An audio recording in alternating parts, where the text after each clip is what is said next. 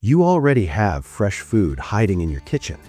Not in seed packets, not in fancy trays, right there in the scraps you normally toss without thinking. In the next few minutes, I'm going to show you 15 kitchen scrap regrows ranked by time to harvest so you know exactly what gives you greens this week and what becomes real food across the season. And I'll share two things people almost always miss. First, the fastest regrow that feels like it shouldn't work, but you'll see it happen. And second, there's one scrap that's common in almost every pantry that needs a clear safety rule before you plant it. We'll cover that when we get there. Because once you see your scraps as starts, your whole kitchen feels different. Before we start, quick food safety rhythm. Wash hands after handling scraps, keep jars clean, and change water when it gets cloudy. Simple habits, but they matter. Now here's the plan. We're going to go fast to slow. Days, quick greens, confidence builders. Weeks, small projects that root and turn into real plants. Months, pantry-level crops that actually change your grocery routine. A couple long-game wins, the ones you start now and your future self appreciates. And I want you to keep one idea in the back of your mind. This isn't about hacks. This is about a calmer kind of independence. Small steps that reduce waste, stretch a budget, and make dinner feel a little more connected. That's basically what we share here at Family Yard Kitchen. Real food habits that work in normal homes, even in small spaces. All right, let's start where you can see results quickly, because momentum is a wonderful thing. This is the one that convinces people. You buy green onions once, and suddenly they're just there. How to do it, the clean, easy way. Cut off the green tops to cook. Keep the white ends with roots attached about 2 inches. Stand them in a small jar with just enough water to cover the roots, not the whole onion, just the bottom. In 3 or 4 days, you'll see fresh green shoots stretching upward. And yes, you can snip them and use them. Now here's the little catch most people don't mention. The water-only method is great for quick harvests, but it's not forever. If you want green onions that keep going strong, do this. After a week or 2 in water, once you see strong white roots, move a few into a small pot of soil. Nothing fancy, just a pot on the porch or windowsill. And if you let 1 or 2 grow without harvesting for a while, they'll eventually send up a flower stalk. That flower becomes seeds, and that's when the scrap regrow quietly turns into a self-sustaining habit. Okay, now that you've got something growing fast, let's grab another throwaway that surprises people. If you've ever chopped beets or carrots and tossed the tops, this one feels like getting a second receipt without paying again. What regrows here is the greens. Not a whole new beet or carrot from a top in water, but the greens come back fast. How to do it? Save the top inch, right where the leaves attach. Place it in a shallow dish with a thin layer of water. Keep it bright, near a window, but not baking in harsh midday sun. Within days, new greens push out. Beet greens, especially, are beautiful, deep green leaves with red-purple veins, and they're tender when young. Family use idea. Those greens are perfect chopped into eggs, stirred into a soup, or tossed into a quick sauté with garlic and oil. And here's a little yard-to-coop note if you have chickens. Many leafy greens can be a nice treat for them too. Just keep it clean, fresh, and balanced. No moldy scraps. Next one is the kitchen bouquet regrow.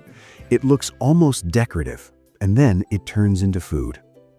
Celery is one of the most satisfying regrows visually, because you can literally watch the center wake up.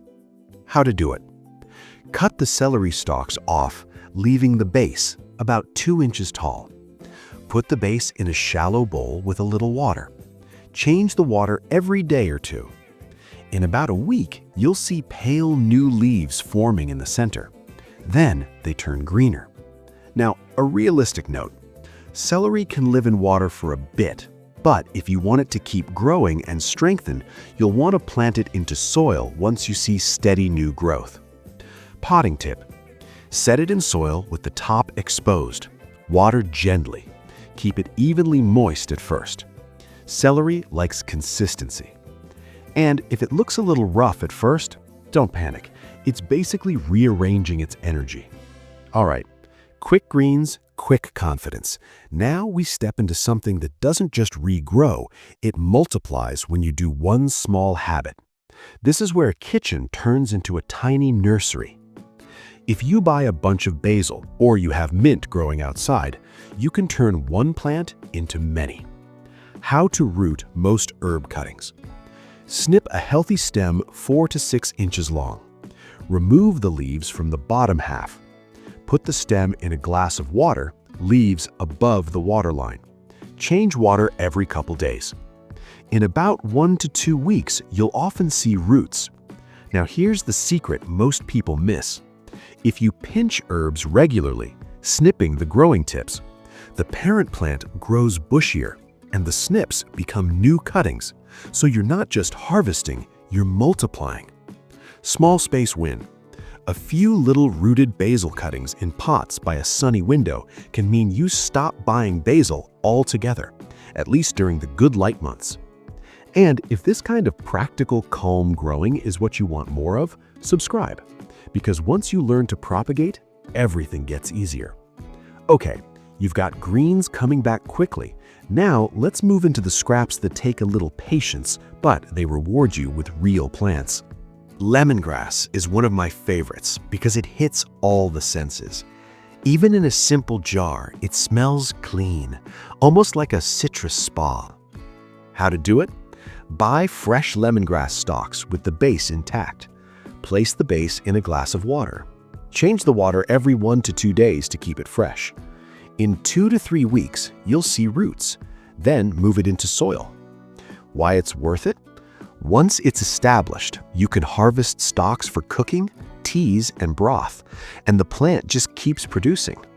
Now, this next one is a classic mistake maker because people try it, it wilts, and they decide they have a black thumb. You don't. You just need one little setup change. Tomato plants make these side shoots called suckers. Most gardeners prune them off and toss them, but a tomato sucker can become a whole new tomato plant. Two-step method for higher success. Step 1. Root it in water for a few days until you see the start of roots. Step 2. Plant it in soil. Now, here's the part that changes everything. For the first 2 weeks, keep that newly planted sucker in bright shade, not full sun. That's it. Full sun too early can stress it, but shade gives it time to build roots and confidence. Then you slowly introduce more sun. If you've ever had tomato cuttings flop over and fail, this is the fix. And if you're watching this thinking, okay, I'm starting to see a pattern, you are. The kitchen isn't just where you cook, it's where you collect starts. Every pumpkin you carve, every squash you cook is hiding hundreds of potential plants. Those slimy seeds most people rinse and toss, that's next year's harvest waiting in your hands. How to save them? Scoop the seeds out, rinse them clean, dry them on a towel for a few days, then store them cool and dry until planting time. When you plant them in warm weather, they sprout fast. And here's why winter squash is such a family resilience crop. One plant can produce several big fruits, and many varieties store for months without refrigeration. So a single kitchen scrap moment, saving seeds, can lead to a pantry shelf that looks different in winter. Okay, one more in the weeks category that's fun because it becomes a little living project on your counter. This one is slower, but it's satisfying. The avocado pit doesn't look like a seed, but it is. Classic method. Wash the pit, insert 3 toothpicks around the middle, and suspend it over a jar so the bottom sits in water. Keep it warm and bright. In a few weeks, the pit splits, then roots form, then a stem. Now, realistic expectation. Growing an avocado tree from a pit is a long journey, and fruit isn't guaranteed, especially indoors. But as a houseplant, it's beautiful. And as a family learning project, watching a trash seed turn into a plant, it's one of the best. Quick check-in? Which one are you trying first? Tell me in the comments. Green onions, celery, or something else? All right, you've got the fast wins and the rooting projects. Now we move into the section that changes how you stock your pantry, because these aren't just regrows. These are the ones that can actually reduce what you have to buy. Look in your cupboard. That bag of dried beans? Those are seeds. Black beans, pinto beans, chickpeas, lentils, they're literally the seed of the plant. How to improve germination? Soak them overnight before planting. They've been dried hard for storage, so that first drink of water matters. And here's the honest caveat. Some store-bought legumes may not sprout depending on how they were processed. So if they soak them and they don't swell, that's your answer. When they do grow, the payoff is quiet but real. A handful of beans turns into plants that produce pods, that produce more beans, and suddenly your pantry isn't just food, it's potential. Now, right next to those beans in the kitchen, there's another almost too easy one. And it feels like cheating because you're planting something that looks like it's going bad. An onion that starts sprouting isn't wasted. It's showing you it wants to grow. How to use it? Plant the sprouted onion in soil with the green shoots above the surface. Water it in, give it light. Over time, the original bulb feeds the plant, and new bulbs form around it. Many sprouted onions can produce multiple new bulbs, like a cluster. And shallots can be even more generous. This is the kind of thing that makes you smile because it's so simple. One onion you almost tossed becomes several. Now, before we go into potatoes, I want to say this clearly and calmly because it matters. Yes, sprouted potatoes can be planted, but there's a safety line here that should never be fuzzy. If a potato is green or heavily sprouted, treat it as for planting only. Do not eat green potatoes. Do not taste test them. Don't cut off the green and hope. Planting is fine. Eating is not the goal here. How to plant safely? Cut the potato into chunks, each with at least one eye. Let the cut sides dry for a day so they callus. Plant 4 inches deep in soil. As the plant grows, you hill soil up around it. That keeps developing potatoes covered and protected from sun exposure. Family realism note. Seed potatoes from a garden supplier are usually more reliable. Grocery potatoes can work, but they can also carry problems you don't want in your soil. So if you're testing this, treat it as an experiment. Low pressure, simple observation. Now we're going to talk about a crop that's in a different category altogether because it gives you food underground and greens above ground, and it's one of the best value plants a family can grow. Sweet potatoes are one of those crops that make you feel like a gardener, not a shopper. They grow from slips, little shoots that come from the sweet potato. How to start slips. Place a sweet potato in water, half submerged, or suspend it with toothpicks. Keep it warm and bright. Wait for shoots. When the slips are 4 to 6 inches long, twist them off gently. Then root those slips in water for a few days and plant them into soil. Here's what's beautiful about sweet potatoes. They're productive, they spread, and the leaves are edible greens through the season. So it's not just one harvest, it's a steady relationship with the plant. Realistic sourcing note. If you want the biggest yields, disease-free slips from a trusted supplier can be worth it. But for many families, starting from a grocery sweet potato is a simple first step. And it teaches you the whole process. And now we're coming to one that feels like a savings account in the soil. It takes patience, but it pays you back in multiplication. Walk into any grocery store, buy 1 bulb of garlic, and you're holding multiple plants. Every clove is a plant start. How to plant it? Separate the cloves, plant each one pointy end up about 2 inches deep. Give it time. The hardest part is waiting. Now here's an important clarity point because people exaggerate garlic math. 1 clove grows into 1 bulb by harvest time. That bulb contains multiple new cloves for your next planting. So garlic is multiplication across seasons. It's a steady, dependable rhythm. And the flavor difference? Homegrown garlic is often richer and more complex than store garlic, especially when it's fresh. At this point, your windowsill can be full of free greens, your pots can be rooting cuttings, and your garden can be building real storage crops. If this feels like the beginning of a bigger, calmer food rhythm, subscribe. Because next steps like compost, seed saving, and small space beds make all of this easier. Now, while those garlic cloves are doing their slow work underground, let's bring in two plants that connect the kitchen to the herbal side of the garden without making any wild claims, just simple growing and simple use. Ginger and turmeric don't look like seeds, they look like ingredients, but those little eyes on the rhizome, that's growth waiting. A reliable way to start. Wrap the rhizome in a damp paper towel, place it in a warm, dark cupboard for a week or two. When you see little buds waking up, plant it in a container. They like warmth. They like consistent moisture, not soggy, just steady. And here's the quiet win. One grocery store piece can turn into multiple harvestable pieces by the end of the season. You can harvest some and replant some. Even if you only grow it as a container plant for the experience, it's a beautiful reminder. Food doesn't have to begin in a packet. It can begin right where you're already cooking.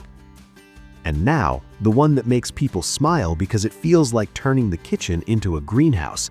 A pineapple top can become a pineapple plant. It's slow, it's not instant gratification, but it's one of the most satisfying long projects you can do from a kitchen scrap because it feels almost impossible until you see it rooted and growing. How to start it. Twist or cut off the leafy crown, leaving a little bit of fruit attached. Trim off the extra fruit flesh so it doesn't rot. Let it dry for a day. Then plant it in well-draining soil or root it in water briefly and then pot it up. Pineapple plants can be beautiful even before they ever fruit, like a living, spiky rosette of green. In warm climates, they can live outdoors. In cooler climates, they do well in containers you can move inside for winter. And this is one of those projects that teaches something deeper. Some plants feed you fast, and some teach you patience, planning, and follow-through. So here's what you have now, without spending $1 on seeds. Greens in days, rooting projects in weeks, pantry crops across the season, a couple long projects that grow alongside your life. And if you want a simple way to start tomorrow, do this.